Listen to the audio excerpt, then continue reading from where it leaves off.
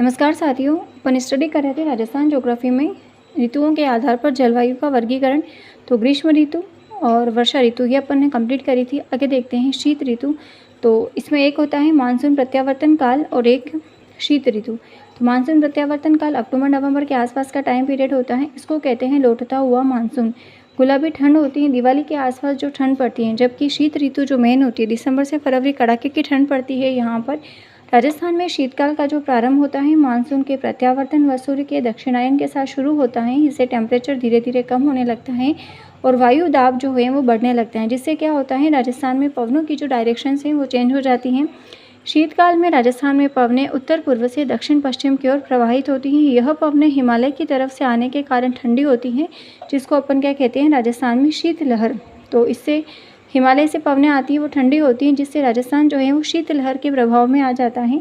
शीतकाल में उत्तरी राजस्थान का औसत टेम्परेचर होता है 12 डिग्री सेंटीग्रेड, दक्षिणी राजस्थान का होता है 16 डिग्री, मध्यवर्ती राजस्थान का होता है 14 से 16 डिग्री, माउंट आबू का औसत टेम्परेचर होता है 7 डिग्री सेंटीग्रेड।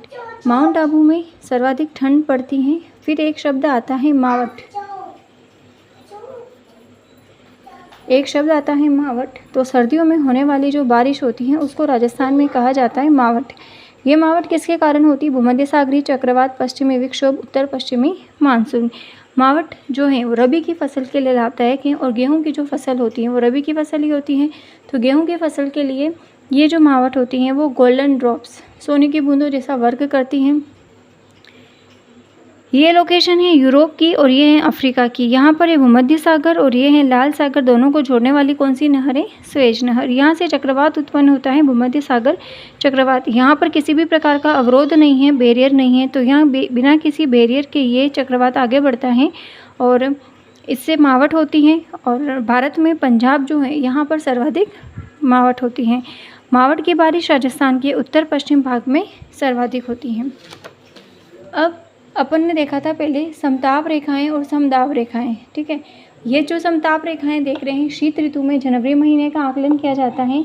इसमें जैसे कि यहाँ का जो मतलब समताप रेखाएं किसको कहते हैं? समान टेम्परेचर वाले स्थान को मिलाने वाली जो रेखाएं होती हैं उसको कहते हैं समताप रेखाएं। जैसे कि यहाँ का जो एरिया होगा 6 डिग्री वाला, यहाँ का जो एरिया होगा वहाँ का टेम्परेचर 6 डिग्री दोनों क्या होंगे? समान होंगे। फिर यहाँ का 80 डिग्री ये इधर वाला जो एरिया हो जाता है और ये वाला समान होगा यहाँ के टेम्परेचर्स। तो देखते हैं अपन 6 डिग्री में कौन कौन से आते हैं? बीकानेर, नागौर, सीकर, झुंझुनू। 80 डिग्री में जैसलमेर, जोधपुर, पाली, उदयपुर, भीलवाड़ा, टोंक, जयपुर, अलवर। 10 डिग्री में करौली, सवाई माधोपुर, बूंदी, कोटा, बारा।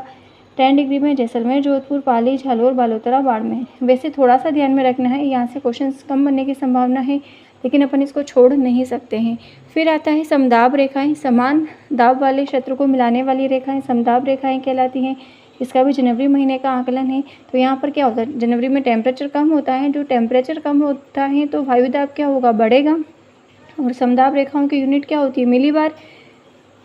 तो ये राजस्थान का मैप है। तो ये वाला जो एरिया होगा वो 1018 मिलीबार, ये वाला एरिया 1019 मिलीबार, ये वाला एरिया बीकानेर के आसपास का जो होगा, ठीक है। तो ये वाला एरिया 1018 मिलीबार, बीकानेर के आसपास के जो भी क्षेत्र हैं 1019 मिलीबार का जैसलमेर, इधर से जोधपुर ग्रामीण, पाली, राजसमंद, चित्तौड़, झालावाड़। अपन को सिर्फ इसमें इतना ही ध्यान रखना है कि यहाँ का जो टेम्परेचर होगा वो इक्वल बना रहेगा। ये अपन ने थोड़ा सा देखा है। आगे देखना है, इम्पोर्टेंट है कि राजस्थान की जलवायु को प्रभावित करने वाले फैक्टर्स कौन कौन से हैं। फर्स्ट है राजस्थान की अक्षांशीय स्थिति, मोस्ट इम्पोर्टेंट है। ऑप्शंस में देख के पूछा जाता है। समुद्र तट से दूरी, समुद्र तल से ऊंचाई, अरावली की स्थिति, धरातलीय स्थिति, मिट्टी की संरचना और वानस्पतिक तत्व। ये 7 ही फैक्टर जो हैं वो बहुत ही इम्पोर्टेंट है। राजस्थान की जलवायु की विशेषता फर्स्ट देखते हैं। भिन्न जलवायु प्रदेश, सामयिक वर्षा। जलवायु की विशेषता क्या है? हर जगह क्लाइमेट डिफरेंट देखने को मिलता है अपन को। सामयिक वर्षा जो है एक समय पर होना है। जैसे कि मार्च अप्रैल है तो अप्रैल मई में इतनी गर्मी पड़ती है, अपन आशा नहीं करते हैं कि तब बारिश होगी, जबकि जैसे ही जून लगेगा अपन सोचते हैं कि बारिश होगी। तो इसका मतलब क्या होता है? सामयिक वर्षा। फिर थर्ड है अपर्याप्त वर्षा। राजस्थान में अपर्याप्त वर्षा होती है। अभी बारिश का मौसम है लेकिन कम्प्लीटली बारिश नहीं हो रही है। वर्षा की अनियमितता, ऑफकोर्स अनियमितता है, इरेगुलरिटी है। फिर वर्षा की असमानता, वर्षा की अनिश्चितता, खंड वृष्टि, अतिवृष्टि और अनावृष्टि। खंड वृष्टि का मतलब एक जहाँ हमेशा अकाल रहता है लेकिन वहाँ पर अचानक से इतनी तेज़ बारिश का होना कि बाढ़ आ जाती है, उसको कहते हैं खंड वृष्टि। जो कवास में 2006 में जो बाढ़ आई थी वो एक खंड वृष्टि का ही एग्जाम्पल है। फिर आती है अतिवृष्टि, एक समय सीमा से ज़्यादा बारिश का होना।